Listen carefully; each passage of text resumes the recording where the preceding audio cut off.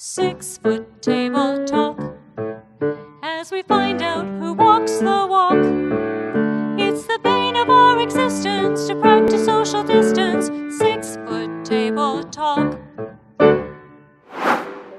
Hello and welcome to 6-Foot Table Talk, a series bringing civil discourse and understanding back to the table. My name is Nigel Eastman and I am honored to be your host, but this series is not about me. This series is about the conversation. So let the talk begin. Welcome to Parenting COVID Style.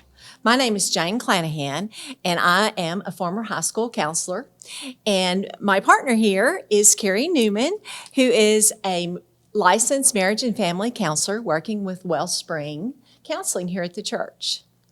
We're here today to talk about what's going on with parents and being a parent and what all that is happening right now during the COVID pandemic. There are so much emotions, so much feelings that are happening. And I have grown children and grandchildren, but I can't imagine the decisions that parents are having to make right now and the anxiety about those decisions of where they send their children, how their children get educated, and then even some of the guilt they must be feeling about the decisions they're making or having to make. It's so overwhelming. And so that's why we're here today, is to help and to maybe give some insight of how you can deal with these vast emotions that we're all having. Kerri, you want to kind of get us started with helping parents deal with all of this? Absolutely. And I think that you really hit the nail on the head when you talked about we are experiencing so many emotions right now. Parents are talking about their own anxiety, their fears, their worries, their guilt, the overwhelm, and just pure exhaustion, and having to cope with and navigate day to day all of the different components of life. And I think when we want to support parents during this time, it's important to normalize that these are all, again, normal experiences in grief, but they feel uncomfortable because we're not used to them. The discomfort of all of these different emotions even can make those feelings seem bigger than they are, and really put us into a headspace where we're feeling even more uncomfortable, even more distrustful of our own decisions that we're making, and really trying to question, what are we doing, what's happening, and are we doing everything the way that we should be? Are we doing it right? And really just letting parents know that their feelings are normal. It's okay to be okay, but it is also okay to not be okay right now, and to know that that is a space that you can be in. It's overwhelming, obviously, and I think one of the things that we do is we just beat ourselves up so much because we're like, well, what if I made that wrong decision, or what if I handled this wrong, and then we almost get where we can't function because we're stuck in this rut. Tell me about how parents can kind of validate their feelings or accept these emotions. Absolutely. So we are in this survival mode. We are trying to manage day to day, or even sometimes moment to moment, depending on all the responsibilities and expectations you have in your life right now. And with so much going on, our stress response systems are super activated, meaning it doesn't take much for us to kind of lose our cool, or it doesn't take much for us to feel so overwhelmed that we just can't do anything. And when we've got so much happening in our brains and in our bodies and in our relationships with other people, we sometimes worry, how much longer can I keep doing this? How much longer can I keep adjusting to all of the changes, to all of the expectations, to school and work, and what I'm allowed to do when I walk into Kroger, and what I have to do when I walk into Kroger, and all of these different things. And so to really give ourselves permission that it's okay to be okay, and it's okay to not be okay as a baseline, and really lean into those feelings, to just normalize what's going on and just really name that this is grief. So we are collectively experiencing a lot of grief right now, and these are the components of what that grief looks like. And though this is all something we're experiencing, it's still very hard. it is hard. I mean, you're feeling all this stuff, and then you feel guilty for feeling it. I mean, my children are grown, and I'm not a parent, but just a little thing that happened in the spring with me. I was retiring after 40 years, and we didn't have a retirement party. I didn't get to go in front of all the people, and I felt really bad. I felt bad about that and so disappointed. Then on top of that feeling, I felt guilty because I have so many other blessings. I was healthy. My children were healthy. I have a job. We were financially stable. Everything was fine in the big picture. So now I feel guilty for feeling about something that really doesn't matter in the big scheme of life.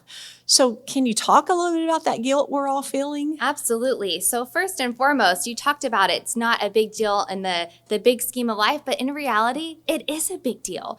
All of these things that we are looking forward to, that we wanted to experience with our kids, with our families, with our friends, those are big deal moments. These are the secondary losses that we are going through from all of the grief and all the different changes. So to not minimize that, you are feeling sad that you missed out on your retirement party. That was a monumental moment for you to really, like you said, delight in and join in with all of the different educators and people in your life to celebrate the hard work that you put in.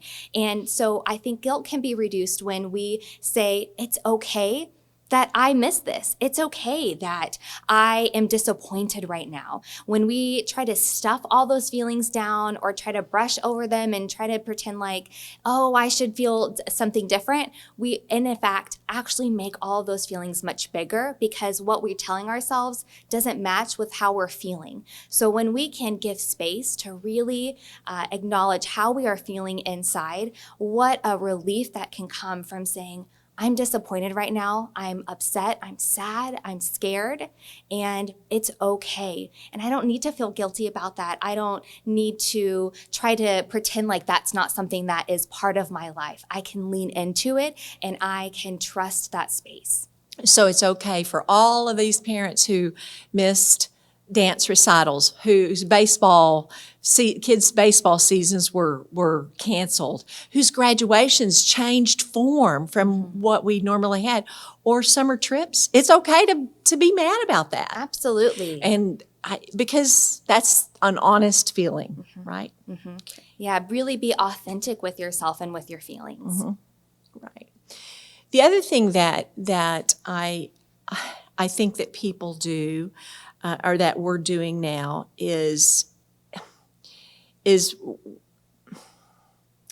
we're not. I'm sorry to. I'm having a hard time putting my words into thought, but the pretending to be happy about things when we're not. Mm-hmm. And I know that has a term. What is that term? So you are describing toxic positivity. And what that really comes down to is when you are talking with someone and you're sharing an emotion, an expression, and that person says something like, oh, it's okay, or oh, don't worry about that, or you have so many blessings in your life already, focus on the positive.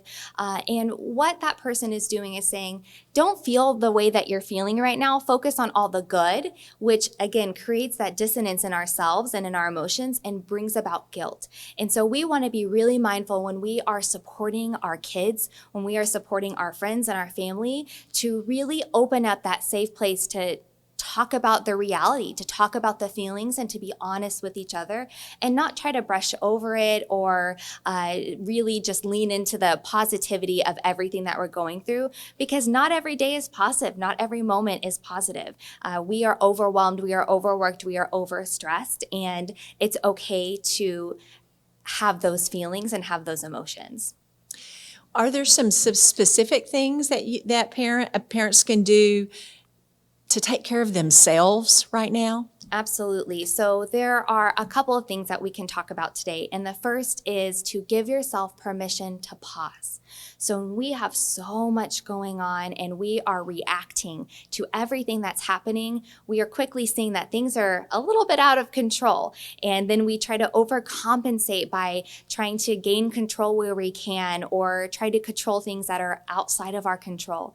And when we can take a step and just give ourselves a moment, that pause where we can go inward, where we can reflect, where we can be prayerful for just a moment, I think that there's so much power so that you can take care of yourself and your needs before you are dealing with everything else in front of you. And just really being able to give yourself those opportunities for healing. Those pauses before we react and respond, those are healing moments that we can give ourselves and that we can encourage other people to give themselves to. So when your kids are being wild and your patience has just totally crossed that threshold, give yourself just that permission to pause, that moment to take a breath before you walk into that space and react, because you are going to walk into that space with a different mindset, with just a short acknowledgement of what's going on internally for yourself. Right. Yeah. So with all of everything that's going on, everybody's roles are changing so much, and the frustration, and it's hard to deal with that. Many parents are now teaching their children at home when that had been someone else's job. So now they have all of these different jobs that they're dealing with, and that can be very overwhelming, obviously. How do they set family roles, or how can they organize themselves? Absolutely. So I think that comes with really detailing, what does our family need right now? What does our family look like? Where are we struggling? And identifying some of those gaps and areas for growth and improvement, and talking about that together. Finding ways to work as a team instead of working against each other, because some of those roles do need to change. That's kind of what needs to happen right now, and saying we may not like this, but we can work through this together, and we're going to support each other through some of those different challenges, and we are going to encourage each other when we are feeling frustrated with some of the changes in those roles, and we are going to have those flexible expectations for each other, because we are reassessing that our needs are changing, our family needs are changing, and we can continue to monitor what our family needs over time. And again, naming what's happening and acknowledging what's going on can be so valuable to let everyone know that we're all on the same page, and make sure that there is kind of that reduction of ambiguity. Is it okay to lean on others? I mean, to tell others what's going on with you? Yeah, so much can come into this space where we feel like we can't be honest with our friends and family, or sometimes our friends and family don't know how to hold space for our emotions. And so it's so important to reach out for support. When parents are feeling overwhelmed, symptoms of anxiety and depression may look a little bit different. When you aren't sleeping and you have those racing thoughts before you go to bed, when you just want to disengage completely, where you think, I can't do this anymore. I need to take a break from parenting right now. My kids need to go to their grandparents' house, and what that might look like. Those are all signs that maybe you need some extra support. And it's okay to say that, because as parents, you are holding so much right now. You are making really huge decisions for your family, and you are supporting your kids through something that we've never done before. And so to know that what you're going through, while is uncomfortable, is something that you can process and talk about with those safe people. So reach out and be honest with your family and friends about what's going on internally in your experiences. Or if you feel like you don't have a safe place in your group or in your community, to reach out to a counselor, to the Wellspring Counseling Center, and find that space for yourself so that you can find that peace within you, so that you can support your family. We all have friends. We all have friends who are helpful, and we all have friends who are not necessarily helpful. And there's those friends that are helpful, build us up and help us look at positive sides and allow us to talk. And then there are those friends who it's like negative, negative, negative. So we need to give ourselves permission to to determine who's best for us right now. Yeah. You know? Our friends fill different needs. So I have friends that I know if I picked up the phone, they can hold emotional space with me. But sometimes I don't want to talk about my emotions. Sometimes I just need to be distracted. And so I'm going to call my friend who's going to tell me about the crazy gossip and drama that's going on, because that's going to take away my mind from the heaviness that I'm feeling. And I need that. And I'm going to also create boundaries with people who aren't serving me. I'm going to create boundaries with friends who I feel even more exhausted after talking with them, and really know that it's okay to put in those boundaries, especially right now. Boundaries aren't forever. Boundaries can be short term to help monitor and manage your own emotions and symptoms so that you are creating an environment that is conducive for your healing and for your family. Right. Okay. What else do you think our parents should know about Yeah. parenting today? So our coping skills are totally different. We may not have access to some of the same things that we used to do to help us in those times of need and times of hardship. And so we are working on building coping skills that match what is available to us right now. And so what used to work may not work anymore. And it's okay to lean in to say, it's not working anymore. And what can I do to add in avenues for connection, for healing, and to help me regulate my emotions a little bit differently? So you may used to go out with your friends and hang out and have a good time, and that may not be an option for you right now. So it is, how can we create that space at home in a safe way, in a way that still meets the need that you have for that social support and that connection and lighthearted conversation, and knowing that we have to intentionally practice those coping skills. So you may try a new avenue to support yourself, and you may think, well, that didn't work, that didn't really do anything, but give it a couple of tries. Really be intentional about practicing, because you are building something new within yourself so that you can feel better and you can learn more about what you need in that space. I think one of the coping skills that is so important is for us to forgive ourselves and to trust ourselves and to know that we're doing a good job. Yeah, our sense of identity has been rocked. What we used to know to be true and familiar and safe isn't there anymore. That grief really takes over our identity. And so we feel guilty. We feel like, am I doing the right thing? We have that self-doubt, and it can be a really big blow to our confidence. Am I being a good parent right now? Am I screwing up my kids because I yelled at them all day because they weren't on their Zoom meeting for school? And we go to bed and we just replay all of those events in our minds. And I think it's so important that we find ways to, and we encourage you to find ways to build up your self-confidence again and build that empowerment, because so much of that has been lost with our experiences. And that may look like going to counseling and processing your feelings, leaning on your support system, adding in new coping skills, giving yourself that permission to pause before you react.